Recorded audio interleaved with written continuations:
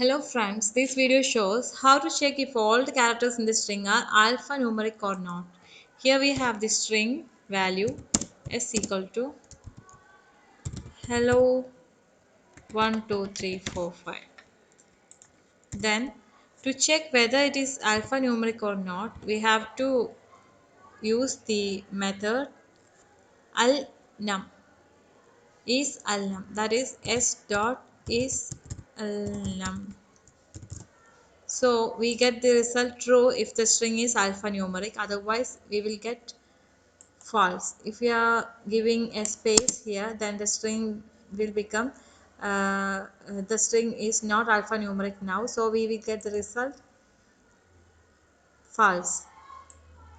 So this is the way we can check if all the characters in the string are alphanumeric or not. We are using the method string method is alnum.